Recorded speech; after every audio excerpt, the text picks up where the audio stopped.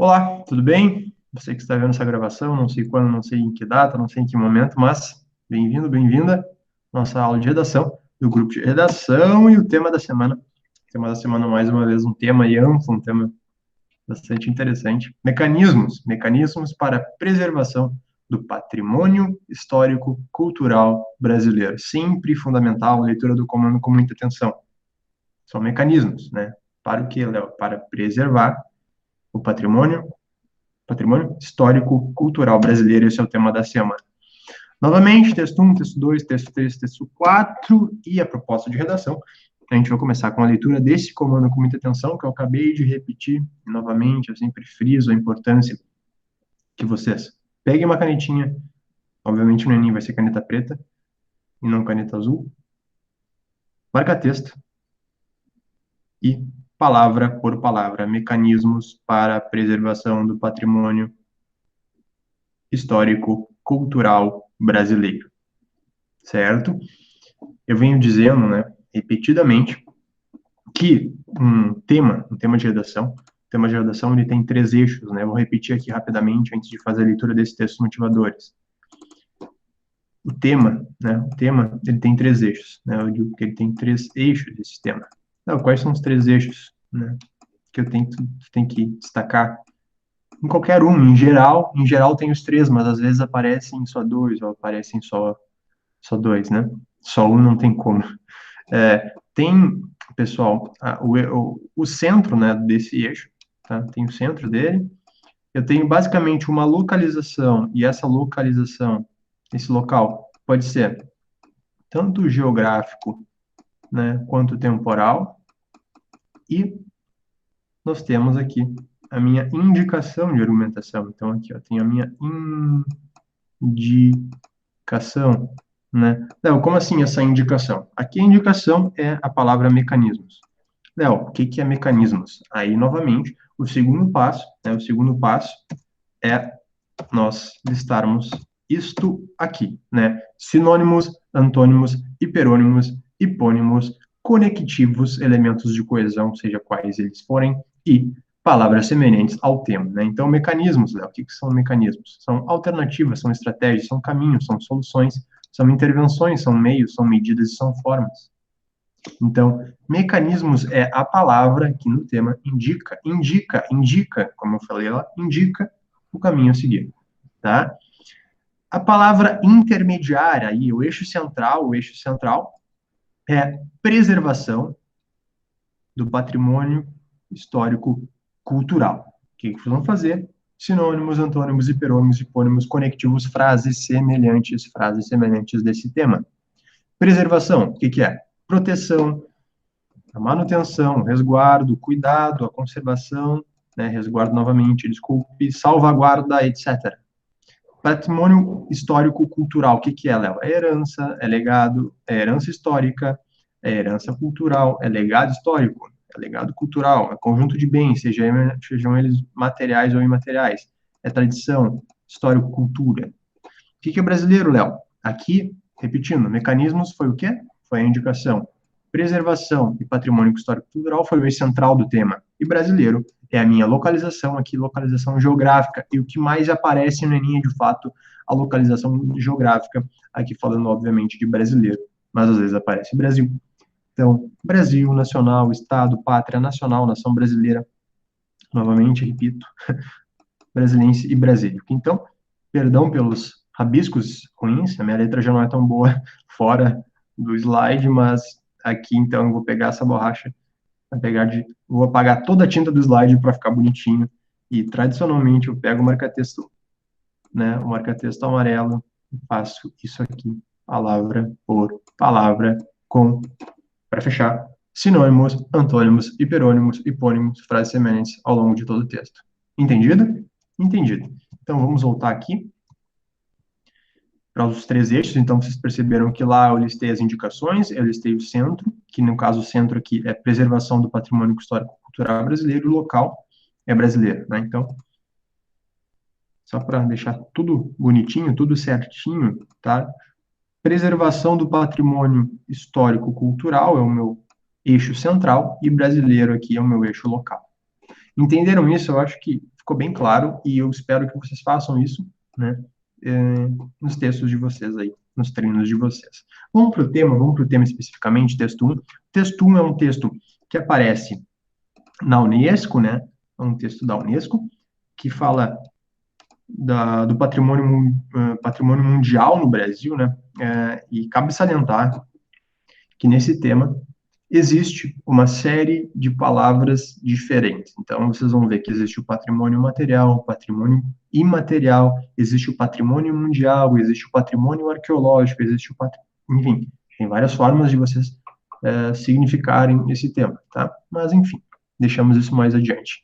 A Unesco se propõe a promover a identificação, a proteção e a preservação do patrimônio cultural e natural de todo mundo, considerando especialmente o valioso para a humanidade.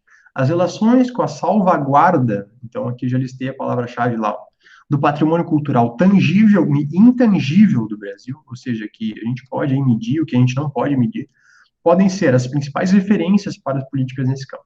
Tá? O patrimônio cultural mundial, composto por monumentos, ou seja, algo material, mas ao mesmo tempo que o monumento ele é material, ele é também imaterial no sentido de o que aquilo representou para aquele povo naquele momento de criação e o que aquilo que representou no momento de criação representa hoje para essa comunidade, para essa população, para esse país, para o mundo. Então, a partir do momento que eu também estou falando que o monumento é um bem material, ele também, de alguma forma, ele é um bem imaterial, né, gente? Grupos de edifícios ou sítios que tenham um excepcional universal valor histórico, estético, arqueológico, científico, etnológico ou antropológico. Né, o patrimônio natural mundial, então aqui eu estou falando de cultura, aqui eu estou falando de natural, né? As formações físicas, biológicas e geológicas excepcionais, habitats de espécies animais e vegetais ameaçadas e áreas que tenham valor científico, de conservação ou estético excepcional. Nesse sentido, a Unesco trabalha impulsionada pelo que, Léo? Convenção para a Proteção do Patrimônio Mundial, Cultural e Natural de 72, que reconhece que alguns lugares na Terra são de valor universal excepcional e devem fazer parte do patrimônio comum da humanidade. Então, aqui, uma visão ampla do tema, uma visão ampla do eixo cultura. O trabalho do patrimônio mundial no Brasil tem significado frutíferas colaborações com os governos em âmbito federal, estadual e municipal. As três esferas aqui, inclusive essas três esferas, eu recomendo que vocês tentem variar nas propostas de intervenção, por exemplo.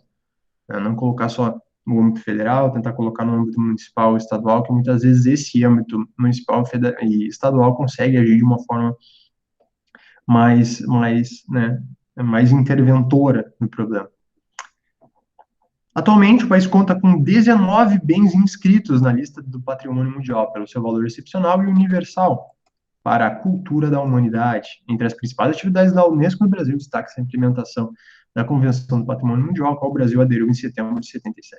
A fim de assegurar o alcance dos objetivos, blá, blá, blá, a representação da Unesco no Brasil mantém estreita relação com a World Heritage Center, né?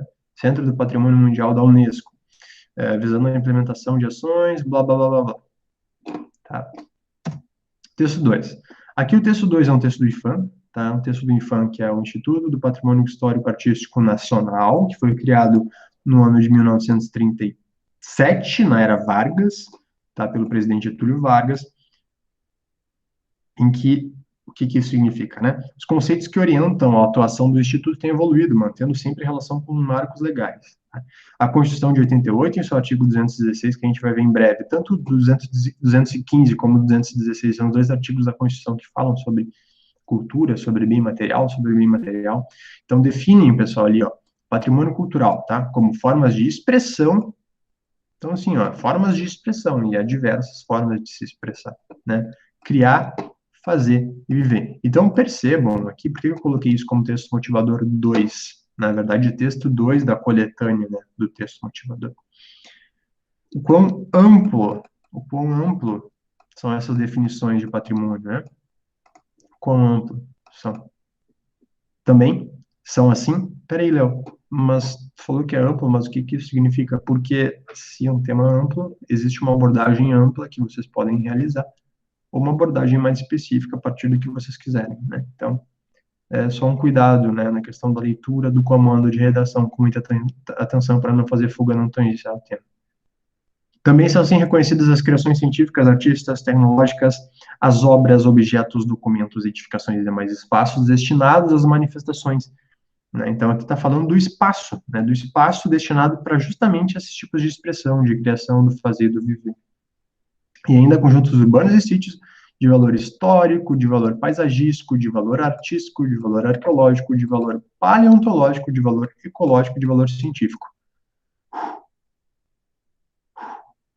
Quanto termo, né? Eu falei para vocês, antes de começar a leitura, que tinha uma série de termos envolvidos, né, na compreensão do eixo temático, na compreensão desse tema, que é cultura. Então, nos artigos 215 e 216, eu não vou falar dos artigos agora, que a gente vai falar logo na sequência da aula, mas, enfim, né, registro, inventário e tombamento dessas questões. Texto 3 é um texto da CCI França Brasil, né, os desafios para a preservação, né, então aqui basicamente poderia ser o tema, né, escrito dessa forma, né, os desafios, ou mecanismos, enfim, seja lá a indicação temática, né, mas o eixo central está em patrimônio histórico e cultural, né, por isso que eu falei aquela divisão básica num tripé de leitura de comando de redação. Em 2 de setembro de 2018, um incêndio de grandes proporções atingiu o Museu Nacional. Tá? Isso aqui, inclusive, se caísse esse tema, eu acho que seria uma estratégia introdutiva, uma estratégia argumentativa bastante utilizada pelos alunos. Caberia até também pensar em não utilizar isso, por justamente o corretor perceber o quanto isso seria utilizado. Né? Eu, Leonardo, ainda que seja uma questão bastante importante, foi um acontecimento muito importante, eu acho que muita gente citaria isso num tema caso isso aparecesse, e eu evitaria citar justamente para sair, diferenciar um pouco o meu texto. E talvez citaria um outro acontecimento que logo na sequência eu vou dizer para vocês, tá? Voltando, então, é uma instituição, é a instituição científica mais antiga do Brasil, né, com 200 anos de história, instituição científica, instalado lá no Palácio São Cristóvão, no Rio de Janeiro, sofreu, então, um incêndio, né, pessoal? Mais de 20 milhões de itens. 20 milhões de itens. Né? Então, pessoal, destruição de fósseis, de múmias, né, de peças indígenas, de livros, de documentos raros. Na questão dos fósseis, né, a Luzia, né, considerada aí primeira habitante do Brasil, né, primeira fóssil, né, da Luzia, estava lá. A perda de bens culturais imensuráveis provocou discussões em torno da eficácia de políticas públicas para a preservação e manutenção do patrimônio histórico-cultural. Então, a questão aí das políticas públicas, o quanto elas são eficazes, e isso seria uma indicação argumentativa, a questão da política pública, eu vou dar para vocês como dica, eu fiz um slide bem bonitinho, com causa e consequência, uma série de coisas que vocês podem trabalhar nesse tema. A lei aí 13.800 de 2019 sanciona com uma vigência imediata em janeiro deste ano, surgiu como uma, tá, das respostas a esse debate. A proposta é regulamentar fundos patrimoniais, aí, questão de verbas, né?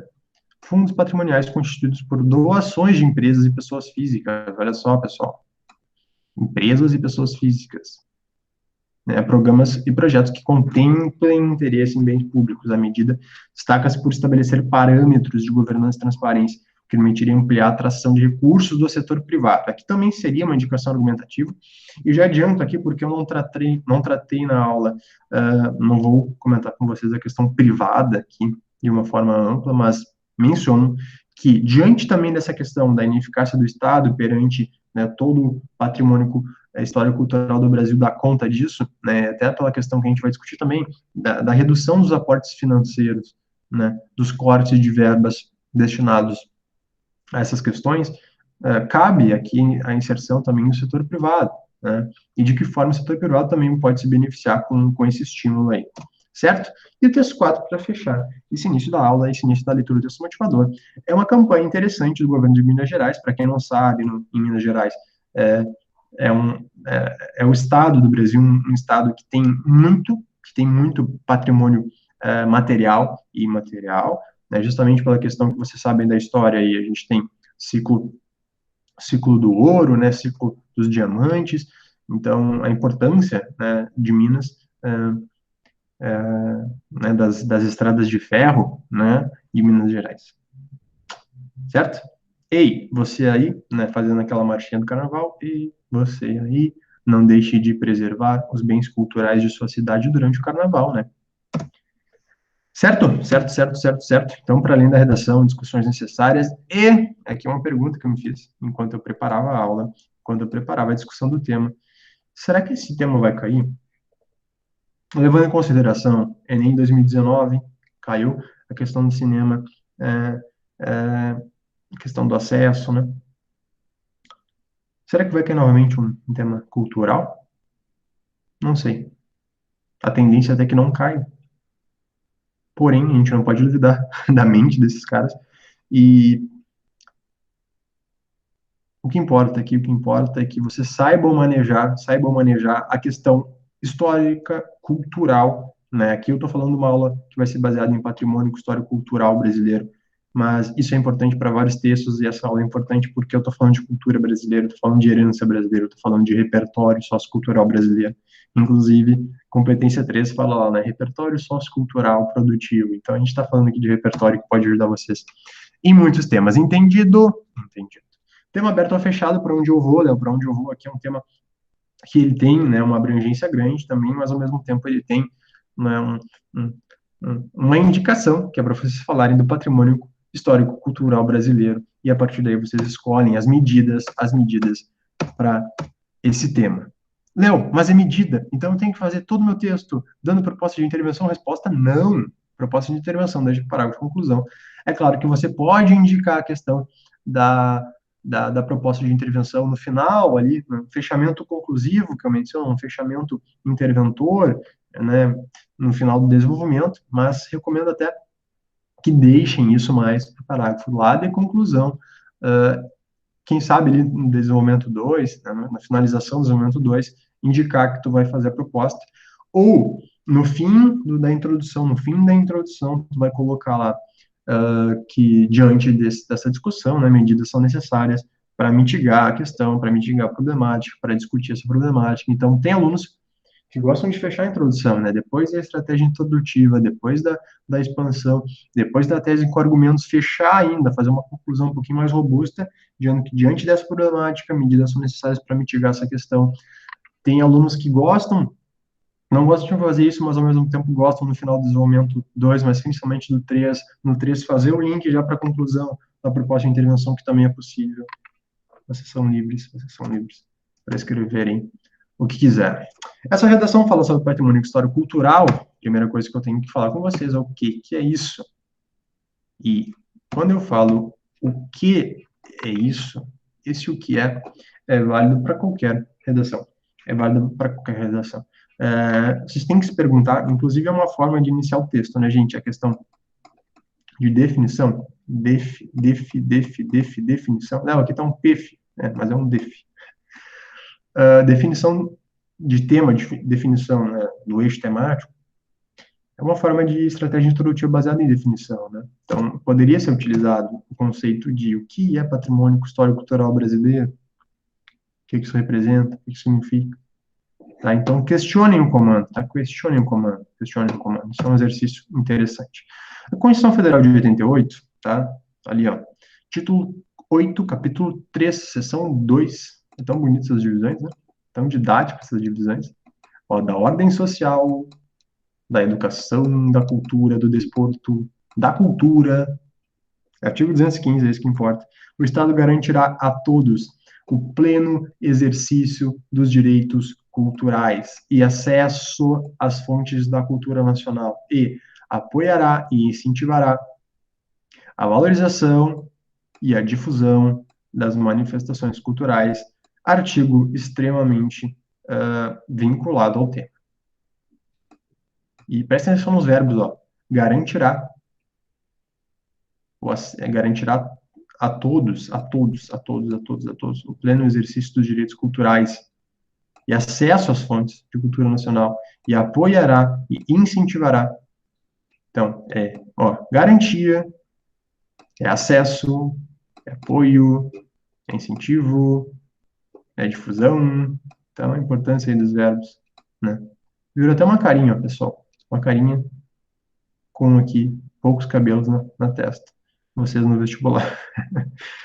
O Estado protegerá as manifestações das culturas populares, indígenas e afro-brasileiras e dos outros grupos participantes do processo civilizatório nacional. Quando eu falo que isso é uma redação que fala de cultura, a gente está falando de construção do território brasileiro. Processo civilizatório nacional, uma das formas que até eu já iniciei o texto algumas vezes, que é falar sobre, né, no decurso de formação do Estado Nacional Brasileiro, no decurso de formação, ou seja, ao longo desse processo. Então, isso já seria uma forma de iniciar o texto, né? Falar desse processo aí, o que aconteceu ao longo desse processo.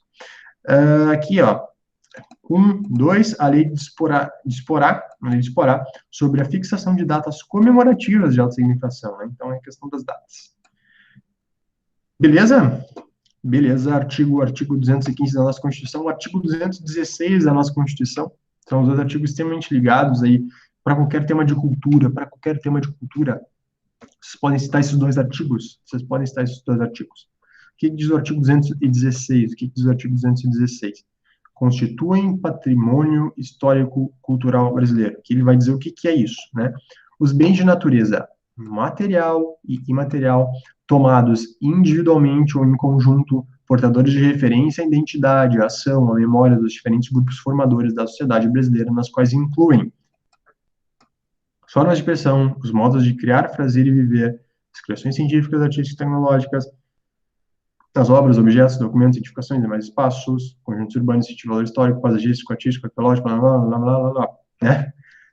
Isso aqui é o que estava lá no texto motivador, né? Só estou retomando aqui.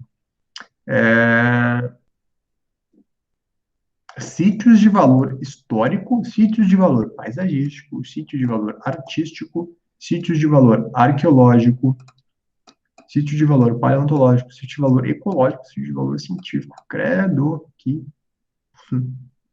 frase. Certo? Poder público, com colaboração da comunidade, promoverá e protegerá. Se não está protegendo, eu posso fazer uma limitação de tema como vandalismo, que eu já vou falar na sequência.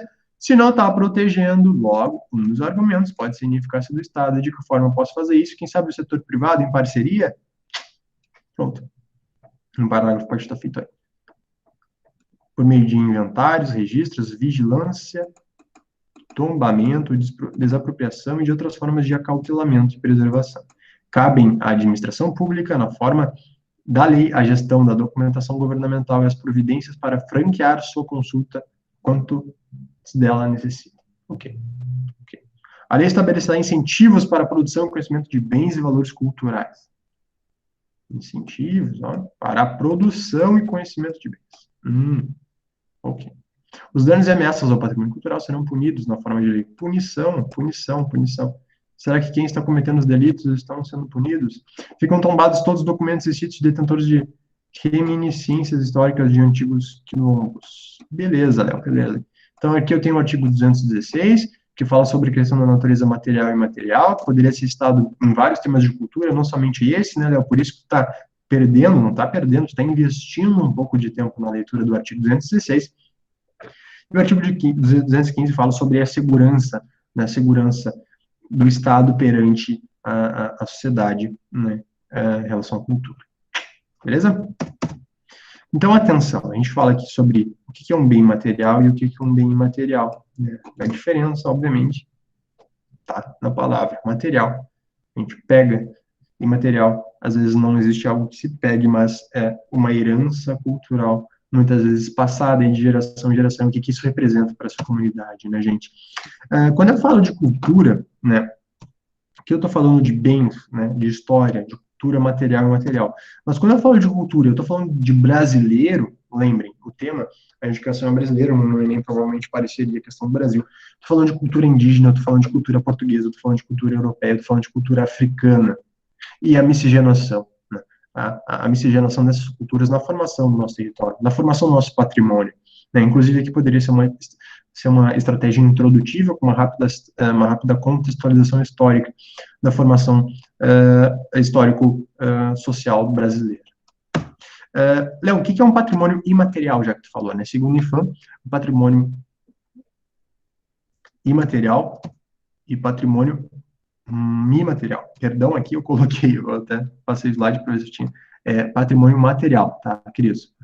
Queridos, esse patrimônio material, protegido pelo INFAM, composto por um conjunto de bens culturais classificados segundo sua natureza.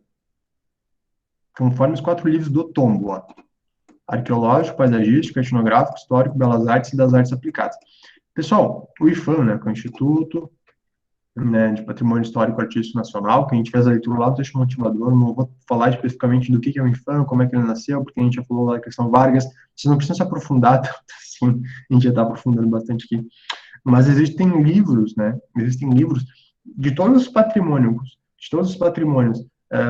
materiais e materiais tombados no Brasil pelo IFAM, né, então é uma lista bastante grande aí, né, ao mesmo tempo que eu falo dos bens, dos patrimônios materiais, né, que são, então, os bens culturais de natureza material dizem respeito àquelas práticas e domínios da vida social que se manifestam em saberes, ofícios e modos de fazer, celebrações, formas de expressões cênicas, plásticas, musicais ou lúdicas, e nos lugares, quais lugares? Mercados, feiras e santuários que abrigam a prática cultural coletiva. Entenderam a importância de diferenciar tanto o patrimônio material, tanto o patrimônio material quanto o patrimônio imaterial, aqui nas definições do IFAM, que você poderia também utilizar uma definição no texto de vocês. E, obviamente, é importante esse entendimento para a argumentação de vocês. Olha só isso, olha só isso, olha só isso, olha só isso, e isso aqui. Léo, o que que é isso? Tu botou tanta coisa nesse slide, inclusive até percebi que tu fez uma divisão, né, Léo, de, por exemplo, ó, século, né, quando foi criado as coisas, ó, quando tudo isso que tu colocou aí surgiu, né, pois é, coloquei. Percebi que aqui eu não coloquei. Por que que eu não coloquei? Porque eu tô falando do Parque Nacional da Serra Capivara, né, do Piauí, e não sei se existe uma data certa, não cheguei a me aprofundar nessa pesquisa específica, se existe data certa aí das primeiras pinturas rupestres, né, das primeiras formações lá, no Parque Nacional da Serra da Capivara. Tá? Ao mesmo tempo, eu não coloquei a data aqui em paisagens cariocas, porque é uma formação natural. Né, vai saber quando, de fato, se formou isso aí. Pampulha em Belo Horizonte, né, aqui em 1940, e Cais do Valongo, não coloquei a data específica, mas fala da questão dos africanos do Brasil. Não, por que que tu colocou todos os patrimônios brasileiros aí, né? São, se não me engano, são 14, tá? Vamos contar junto, ó. O Centro Histórico de Ouro Preto, tá, em Minas Gerais, 1. O Centro Histórico de Olinda, Pernambuco, 2. Ruínas de São Miguel das Missões, Rio Grande do Sul, 3. O Centro Histórico de Salvador da Bahia, 4. O Santuário de Bom Jesus de Matosinhos, em Congonhas, né, 5. Brasília, Distrito Federal, 6. Parque Nacional Serra Capivara, 7. Centro Histórico de São Luís, Maranhão, 8. Centro Histórico de Diamantina, Minas Gerais, 9. Centro Histórico Cidade de Goiás, 10. Praça São Francisco de São Cristóvão, Sergipe, 11. Paisagens Cariocas, 12.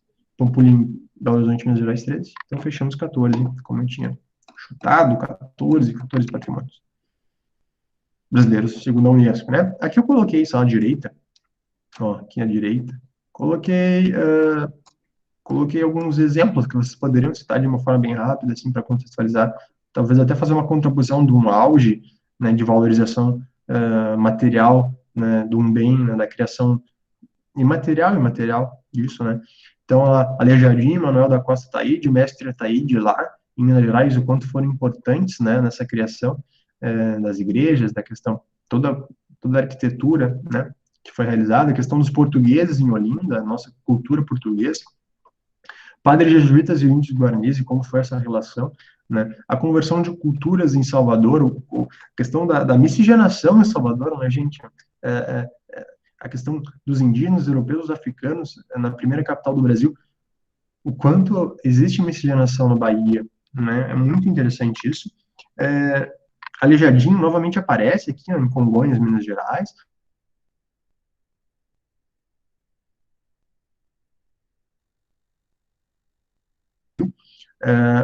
São Luís da Maranhão, a questão dos holandeses, né, que chegaram inicialmente depois dos portugueses, lá no Maranhão. Montanhas repletas de diamantes, né, em Diamantina, aí, recebeu o nome por isso. Serra Dourada e Rio Vermelho, que acompanha a cidade de Goiás, né. Os franciscanos na Praça São Francisco, em São Cristóvão, no Sergipe. Rio de Janeiro, acho que talvez seja mais famosa em relação à visualização das paisagens. Pampulha, em Belo Horizonte. Claro, né, pessoal, aqui em Paisagem, como assim paisagens cariocas? Porque eles não definiram exatamente, mas aí a gente tem, né, o Jardim Botânico do Rio, a gente tem o Corcovado, a gente tem as praias, a gente tem, é, é, enfim, uma série aí de locais no Rio, né, cidade do Rio. Os Costa e Oscar Niemeyer aparecem novamente aqui na Pampulha, em Belo Horizonte, ó, um pouquinho antes, na verdade, né, em 1940. Brasília foi depois, em 1900. Às vezes, fala muito do Oscar Niemeyer e do Lúcio Costa em Brasília, né, na criação do plano piloto, mas também ali, ó, Pampulha e Belo Horizonte, a gente tem Lúcio Costa, Oscar Niemeyer e Juscelino Kubitschek, que depois foi vir a ser presidente do Brasil e que depois foi vir aí a fazer nossos 50 anos em 5, né? A nossa preparação no vestibular, aí 50 anos em 5 meses. Certo, o caso de Valongo aí, um pouco mais triste, a questão dos escravos africanos. Estima-se que cerca de 900 mil escravos passaram pelo Cais Valongo no Rio de Janeiro. A Unesco também, eu falei ali de patrimônios materiais, né? Claro, tem a questão imaterial do patrimônio, mas eu estou falando de patrimônios materiais na construção naqueles locais. E, para a Unesco, novamente, Unesco, roda de capoeira, frevo, samba de roda, Ciro de Nazaré e arte inclusiva, que é uma arte de indígenas, né? Arte de pinturas corporais. Ciro de Nazaré, né, bastante famoso, o samba de roda também, frevo, roda de capoeira. Então, aí a gente tem cinco patrimônios imateriais do Brasil, segundo a Unesco, certo? Então, assim, para resumir um pouquinho, eu não vou me alongar também muito nisso, né? Se a gente for falar de cultura, falar de patrimônio, falar de. A gente tem tanta coisa para falar no Brasil, né? A gente tem uma história aí tão plural aí na construção do Brasil. E né, seus aspectos positivos, seus aspectos negativos na construção disso, não vou falar disso aqui. É, tradições em cada estado. Então, cada estado do Brasil possui uma particularidade diferente, justamente pela questão da nossa miscigenação, de quais povos ocuparam esse território, né, de qual foi a matéria-prima existente em cada território, de cada estado, que alavancou ou não alavancou tanto esses estados, a questão política também, da própria expansão comercial brasileira, né, a construção, a passagem da capital federal do Rio de Janeiro para Brasília, por exemplo, o que isso significou? Quantos migrantes tiveram para Brasília, né? Quantos nordestinos fizeram esse caminho, por exemplo, e construíram suas famílias em Brasília? Enfim, pessoal, só tô falando para vocês o quanto existem tradições de cada estado, né? Desde a sua formação lá no período colonial, né? Enfim, história vocês estão sabendo bastante na preparação de vocês. Ligação com outros países, por que eu estou falando ligação de outros países? A gente tem, né, uma predominância diferente. Então, eu falei dos holandeses no Nordeste, eu falei dos portugueses, por exemplo, aqui no Sul, né? A gente tem uma colônia portuguesa mais forte no Sul.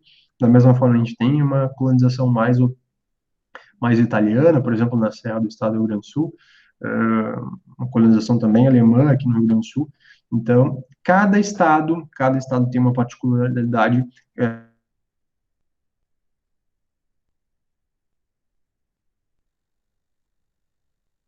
Porque a gente fala, né, pessoal, assim, ó, eu falei da questão ali dos patrimônios, né, de exemplos, vários exemplos. Mas o quanto isso significou para essas comunidades, o quanto isso significou para essas pessoas, o quanto isso significou para a pessoa e para a filha dessa pessoa, e quanto foi isso passando de geração em geração na construção do nosso Brasil, né? Novamente, eu posso fazer aqui um desenvolvimento com causa e consequência de problema, né? Como sempre. Causa e causa, consequência e consequência, causa e consequência dentro do mesmo parágrafo, uma causa e uma consequência no outro. Eu posso pegar áreas ou sub-áreas, como esse é um tema bastante amplo, posso, né? Pode. Posso falar de confronto argumentativo, falar que houve melhorias, ao mesmo tempo que há alguns retrocessos, algumas demandas importantes que eu preciso resolver, né? Então, avanços, contribuições e relevância, eu tenho manutenção, desrespeito às distorções, é claro que pode, vocês são livres para fazer isso. Tem um parâmetro mais histórico, um parâmetro mais cultural, eu posso falar mais da questão histórica e da questão cultural, eu posso fazer as duas coisas, e isso, pode. E o que eu quero trazer aqui são algumas obras que eu acho que vocês poderiam utilizar como estratégias introdutivas, estratégias argumentativas para esse texto, e não só para esse texto porque a tendência que caia Brasil na redação do Enem é bastante grande, a questão que caia Brasil, e Casa Grande Senzala, né, do sociólogo Gilberto Freire, publicado em 1933. Quanto tempo? Raiz do Brasil, historiador Sérgio Barra de Holanda, também muito importante aí nos anos, aí o lançamento da obra em 1936. Formação do Brasil Contemporâneo, obra do historiador Caio Padro Júnior, de 1942, e por um brasileiro, do antropólogo brasileiro Darcy Ribeiro, lançado a obra em 1995. São 4 obras que falam a respeito da formação sociocultural brasileira, do patrimônio histórico, cultural brasileiro. Entendido? Então, o que eu recomendo? Eu recomendo que vocês tenham isso na cartola. É uma ótima estratégia introdutiva, uma estratégia argumentativa.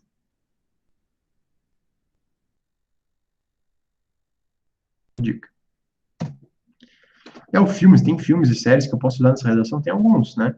O Bacurau é um filme que eu gostei bastante, citei ano passado, que fala dessa questão de significação, da questão cultural, da questão histórica de um povo, a questão dos narradores de Javé, que é um filme que fala da questão aí de uma população, né, que vai ter uma usina hidrelétrica lá na região, e eles fazem uma produção sobre a cidade. A Invenção do Sertão e Benzedeira de Minas, aqui eu só pesquisei mesmo. Tem uma série de filmes que falam de cultura. Eu acho que o mais forte nesse tema e não de filmes e séries, tá? Mas se tiverem, ótimo, podem citar. Aqui, opa, essa não é a Saúde Brasil Unicef, não, aqui são ideias generalistas, sobre causas e consequências deste tema, certo? Causas e consequências deste tema que vocês poderiam abordar. Aqui é um grande resuminho da discussão temática, né? Eu vou colocar aqui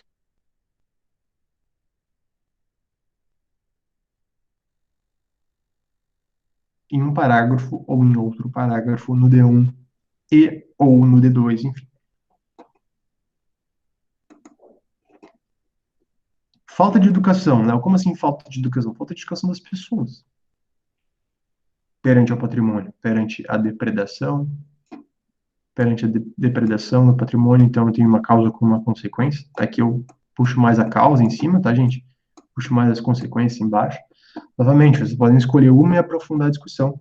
Vocês podem escolher uma causa e aprofundar a discussão. Vocês podem escolher uma consequência e aprofundar a discussão, tá? O conceito de cidadania, o que é ser cidadão, né? E frente também a essa questão aí da falta de educação, né? Então, a questão aqui do conceito de cidadania também, né? Artigo 1º, cidadania, tá? Constituição Federal. Ineficácia do Estado, tá aí suas diversas frentes. Pode ser falado também ineficácia do Estado, para quando os temas, né? As políticas de Estado, será que o Estado está sendo suficiente nisso? Será que ele está dando a atenção necessária para isso? Será que ele está fazendo os investimentos necessários para isso? Através de políticas firmes e fortes para isso? Será que existe um desconhecimento por parte dos próprios políticos referente à questão da importância sociocultural desses patrimônios materiais e imateriais?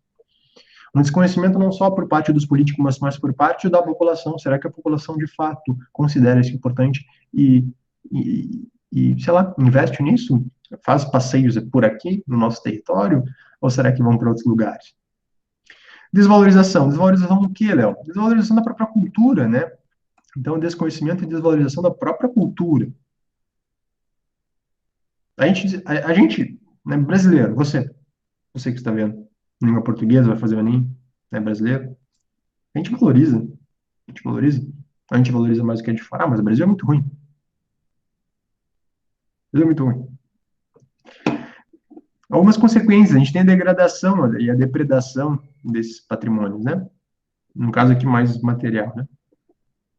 A gente tem a manutenção do que, Léo? A manutenção dos espaços, né? Então, por exemplo, o incêndio que aconteceu no Museu Nacional em 2018, o incêndio que aconteceu lá no Museu da Língua Portuguesa em São Paulo em 2015, são alguns exemplos que falam da questão da manutenção, né? Em São Paulo, especificamente, o relatório não mencionou qual foi a causa do incêndio, mas no Rio de Janeiro se sabe que foi uma fiação elétrica, então foi um disparo aí, elétrico Que consequência, né?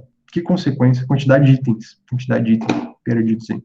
Questão do vandalismo, né, que parte da própria população, que tem uma relação de causa e efeito, né, de causa e consequência perante a educação.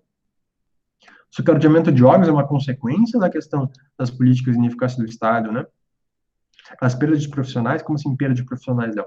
Muitos profissionais, pela questão da falta de recurso financeiro, tanto por parte do Estado quanto de empresas, né, acabam muitas vezes desviando o caminho. Por mais que a pessoa goste, ela não consegue sustentar nisso. Ou, ao mesmo tempo, a perda de profissionais, por quê? Por políticas de Estado que valorizam a indicação política ao invés de uma indicação técnica para os cargos e o quanto se impacta na construção sociocultural desse povo. Paralisação de projetos, Léo, como assim? É obras, né? Obras da Copa que ainda não foram finalizadas, obras aí, dinheiro que eram para algumas obras culturais que não foram ainda finalizadas, né? E tem N exemplos aí de obras paralisadas, de projetos paralisados, certo? Você sabe.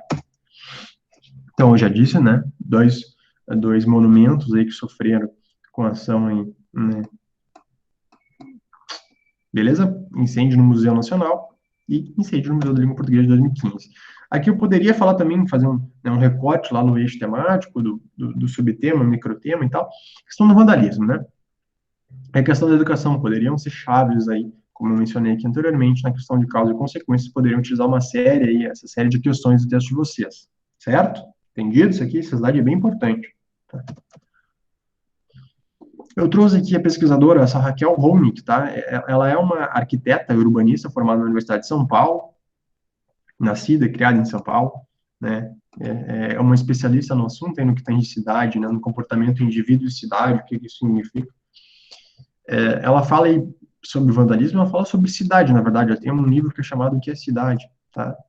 Ela fala sobre aqui, ó, a importância de políticas públicas urbanas e suas relações com a sociedade, ou seja, ela menciona aqui, a pesquisa dela é essa, na questão da cidade, que muitas vezes as políticas públicas são destinadas a quem? São destinadas às pessoas? Não, são destinadas por outros interesses que não pessoais da população, né? Interesses pessoais, mas não da população. Então, ela fala da importância, né, que políticas públicas sejam destinadas a quem realmente importa, que é a sociedade. Ao mesmo tempo que ela fala da questão da qualidade da cidade, né, sua relação com o vandalismo, ou seja, parece que algumas cidades, elas promovem, elas inflamam, né, a questão do vandalismo, ao mesmo tempo que esse problema tem uma relação estatal, mas tem uma relação individual. Tem uma questão de Estado e tem uma questão individual. Eu acho que isso aqui, inclusive, seria uma boa estratégia, focar um parágrafo, igual a questão do Estado, tá? Porque existe uma questão. Né, o Estado de que jeito? A ineficácia do Estado, as questões das políticas do Estado, a questão da desvalorização, a questão desse desconhecimento, muitas vezes, né?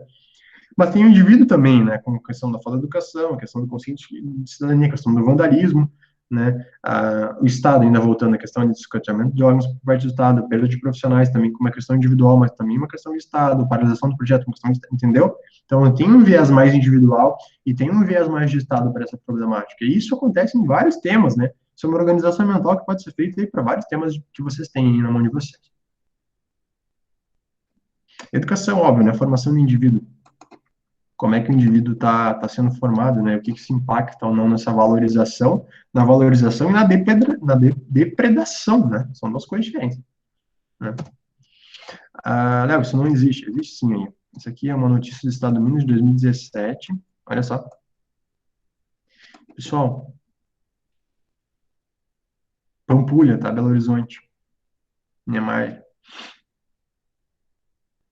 As inscrições perfeitaísmo ocupam uma área considerável no lateral da igreja que está virada para o Mineirão Mineirinho, tá? Para que fazer isso, né? Agora, uma discussão aqui, só para a gente não se aliviar em relação a investimentos, para a gente não vincular isso somente a um ou outro governo, né? Eu fui pesquisar sobre investimento para essas áreas, né? Pessoal, eu encontrei uma notícia aqui de 2015, tá? Que fala assim, ó, até quem dá essa, né, gif.org, tá? gif.org.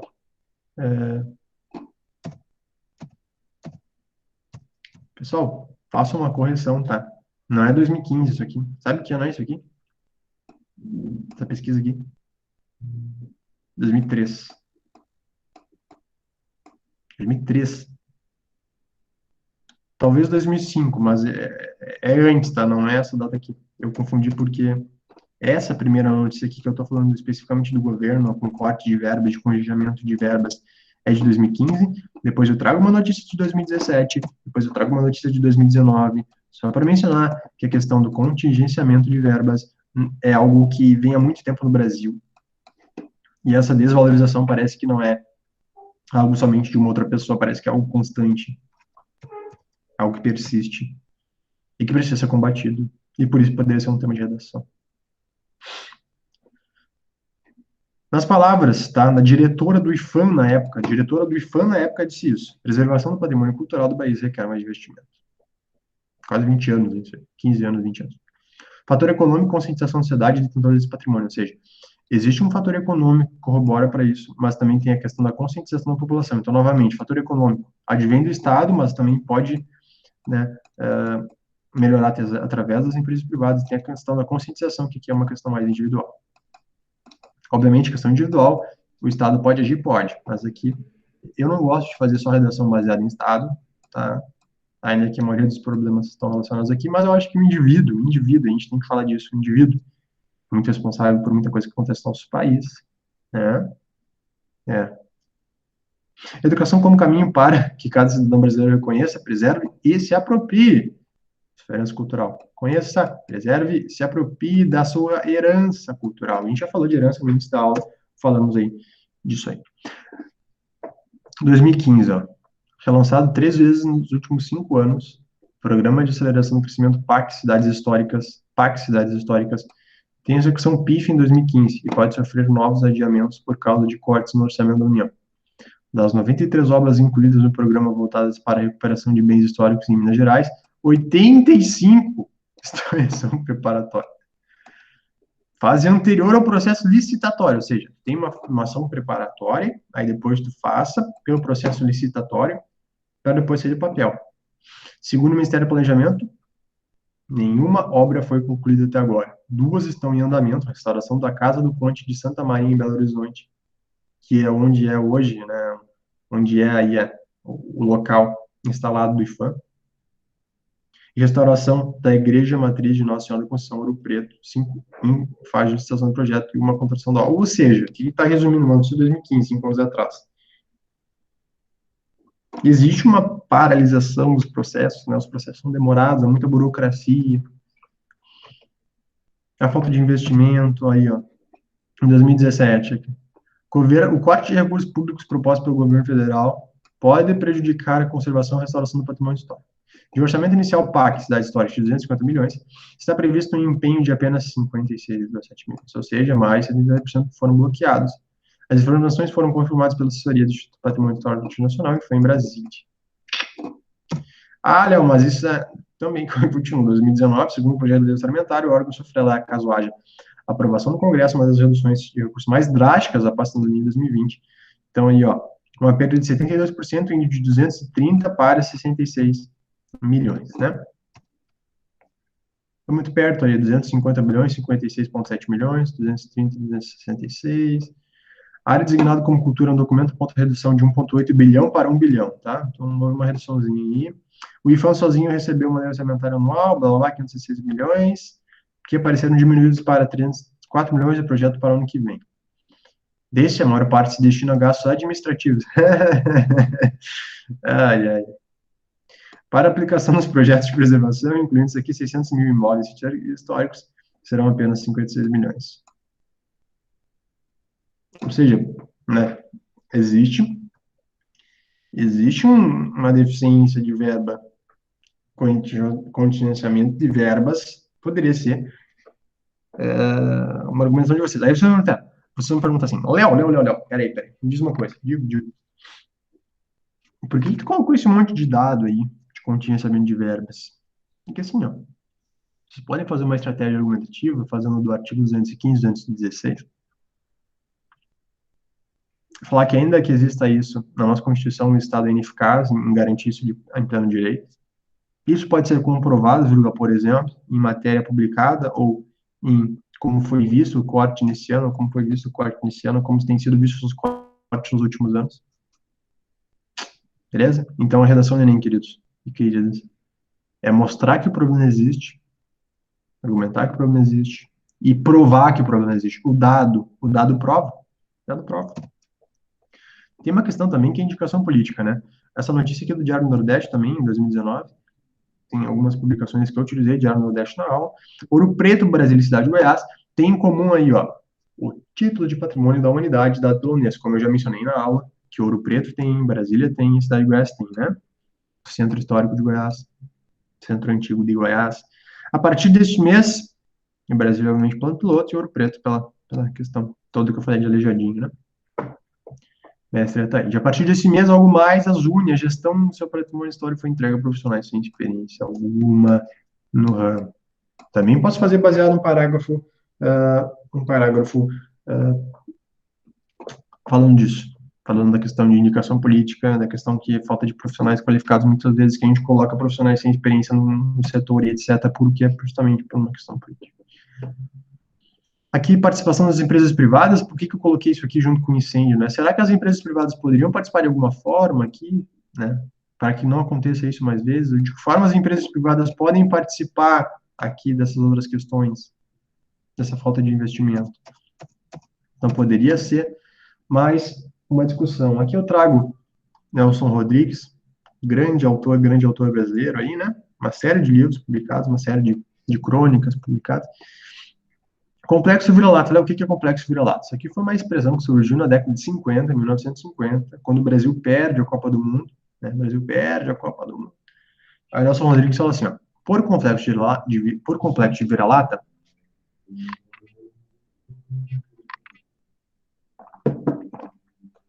saúde, bebe uma aguinha. Entendo eu a inferioridade em que o brasileiro se coloca voluntariamente em face do que o resto do mundo. Cara, esse complexo de vira-lata aqui cabe em várias dações sobre valorização de qualquer coisa. O brasileiro é um narciso às avessas, que gospe da própria imagem. Eis a verdade, não encontramos pretextos pessoais ou históricos para autoestima. Então, eu posso, olha só como encaixaria bem essa questão do Nelson Rodrigues nessa redação. Certo? Aqui, uma matéria que eu já trouxe em outra aula, tá? Mas o peso da cultura na despesa da população brasileira. O que eu vou falar, o que eu vou falar com isso? A cultura aparece como um item de 8,6%, isso aqui é da PNAD, baseado em 2009, enquanto habitação, alimentação, transporte, né, passam a rodo aí, né? O que eu quero falar com isso? Será que nós, brasileiros, a gente investe em cultura? Onde é que a gente coloca a grana? Porque a gente tem meios de ajudar, né, a preservação desse nosso patrimônio histórico-cultural lá, mas de que forma está dizendo isso? Cara, ver uma peça de teatro na tua cidade, quando vem, ou não só de grandes peças, de grandes artistas, mas de pequenos artistas, que reproduzem uma questão cultural da cidade, da questão cultural do estado, da questão cultural do país. Quando vocês vão ao museu, contribuir com alguma compra, comprar alguma lembrança como familiar, né, ajudar, né, fazer, visitar os museus, pagar lá o ingresso. Não, mas eu ganho e-mail, eu sou estudante, tudo bem? Tudo bem também, tá? Só isso que eu tô falando, a questão da participação popular, né, né, nessa valorização ou não na nossa história.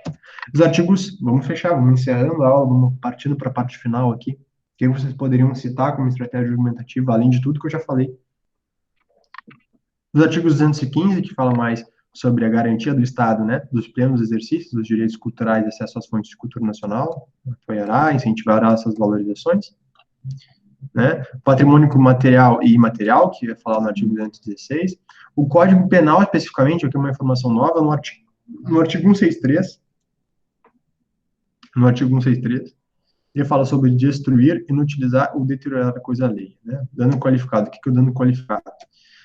Com violência à pessoa ou grave ameaça, com emprego de substância inflamável ou explosiva se o fato não constitui crime mais grave, atenção ao 3, contra patrimônio, está ferindo o Código Penal, artigo 163, da União, do Estado, do município, tá? Empresa concessionária de serviço público, sociedade de economia mista, tá?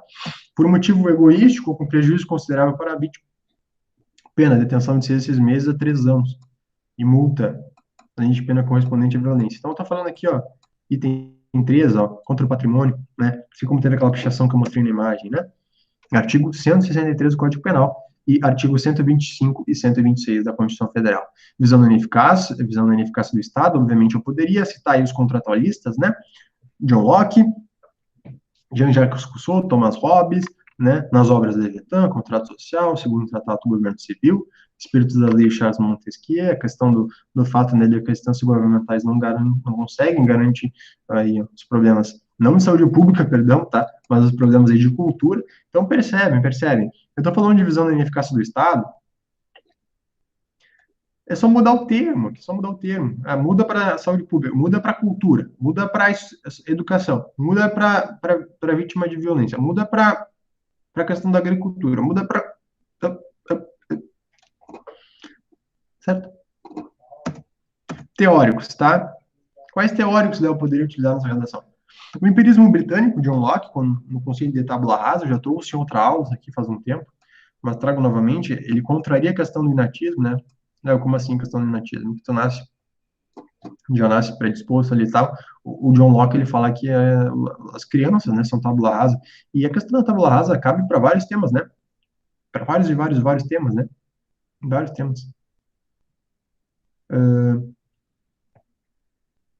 Principalmente temas que falam de crianças e adolescentes, né? Que são uma folha em branco, que a partir do empirismo, ou seja, o que é o empirismo? A partir das experiências, né, das experiências do indivíduo se vai construir. Ou seja, se falta educação na questão da cidadania que eu falei de causa, vai gerar uma consequência, que é a depredação, desvalorização do patrimônio, etc. Beleza? Nem revide lá, né, questão da sensação e reflexão, simples e complexa, não vou me aprofundar isso, eu já tenho bastante tempo de aula, vamos lá. A banalidade do mal da Hannah Arendt poderia ser utilizada também, né, o Eichmann de Jerusalém, né, questão de praticar o mal e não perceber o mal cometido, né, a banalidade do mal, é isso que diz Hannah Arendt, tá? Liquidez de Bauman, né, é um mundo líquido serve para quase todos os temas, ainda que eu não utilizaria, porque eu acho que tem outras coisas melhores aí, né, mas a questão ainda, né, da volatilidade, do fluido, do incerto, né, fato social de Durkheim também cabe em vários temas, seja do mestre sociológico, na exterioridade, generalidade, coercitividade, eu poderia fazer um link lá com Nelson Rodrigues, na questão do complexo de vira-lata brasileiro, né, imperativo categórico de Kant também pode, né, age de tal forma que se torna universal, pô, tá, não está valorizando, né, não está, etc. Não está virando uma lei universal.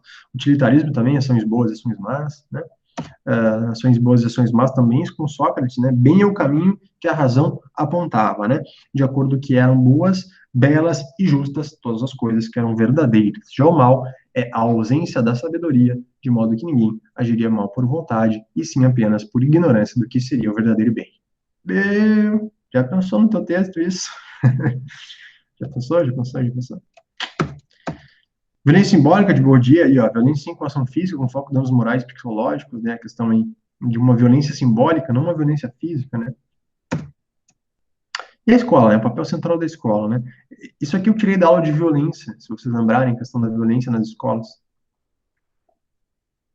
Tá, mas o que tem a ver a violência das escolas com preservação do patrimônio? Olha só o que a professora diz. Né? Isso dá um recado para as escolas da competência, não tenho certeza se é um professor, mas enfim, isso dá recado para as escolas da importância de se trabalhar esses aspectos relacionados à tolerância, a normas de conduta, ao respeito à diferença. Acho que, atualmente, reforçar a importância da escola na discussão desses aspectos é muito importante, avaliou. O que a gente quer com esses dados, na medida em que os resultados fornecem um diagnóstico aprofundado do problema e apontam uma série de fatores de risco. Fatores de risco os quais? A questão da educação, a questão, né, da cidadania. Fatores de proteção que podem ser o foco da intervenção, é que o nosso resultado seja muito exatamente para se pensar formas de intervenção e prevenção de situações nessa faixa etária. Nessa faixa etária qual já? Aqui do jovem, né? Do jovem. A gente tem que tratar bem o jovem. Existe aquela frase, né, pessoal? Cuidamos dos jovens para não precisar cuidar dos adultos, né? Tá. Intervenções para o tema: educação, família e escola fundamental, a mobilização e discussão social do tema, seja através de telenovelas, seja através de filmes, seja através de discussões das escolas, seja através aqui da gente estar discutindo nessa aula. Quantas vezes vocês discutiram isso nas aulas de vocês aí? A discussão em classe, né, por meio de filmes, por meio da história, por meio de dilemas morais. Inserção da arte, fundamental inserir arte em diversos aspectos da nossa vida, em seus diferentes formatos, nas escolas, nas casas, nas famílias. Inserção de temas nas disciplinas de ciências humanas, como disciplinas como história e filosofia, sociologia, geografia, né? estimular memórias da cultura nacional, ou seja, e contrário ao complexo de vira-lata, valorizar a nossa cultura nacional, discutir o sentido da identidade nacional. Olha só, pessoal, uma identidade nacional seria um outro recorte temático aí, mas essa aula caberia também, faria um link muito tranquilo com a questão de identidade, né, nossa construção de identidade. As 4 obras que eu citei, né, de Freire, de Darcy Ribeiro, de Sérgio Buarque de Holanda e de Gilberto Freire, Sérgio Buarque de Holanda, Darcy Ribeiro e faltou uma, né? São 4. Caio Prado Júnior, fechou. Caio Prado Júnior, Darcy Ribeiro, Sérgio Buarque de Holanda e poxa, sempre falta uma, gente. Vamos lá, vamos por ordem, né? Primeiro, Gilberto Freire, depois Sérgio Buarque de Holanda, depois Caio Prado Júnior, depois Darcy Ribeiro. Agora sim, bem tranquilo, bem tranquilo. Os 4 autores, as obras, né, que eu mencionei como dicas, serviriam, né, como uma discussão aí da identidade nacional. Mudança de comportamento do indivíduo, denúncia e penalização dos envolvidos. Novamente, só indiquem propostas na conclusão, fale das questões ao longo da redação. Não me saiam dando propostas, não me saiam dando propostas ao longo de todo o texto. Ainda que lá no texto, lá no tema, existia a palavra mecanismos. Tema importante, tema complexo, tema amplo, que pode ser utilizado. Eu acho não, eu tenho certeza que essa aula abrange uma série de discussões que vocês podem fazer em diversos textos. Espero que vocês tenham ajudado. Vamos conversar daqui a pouco. Um abraço para você que está assistindo a gravação. Até uma próxima.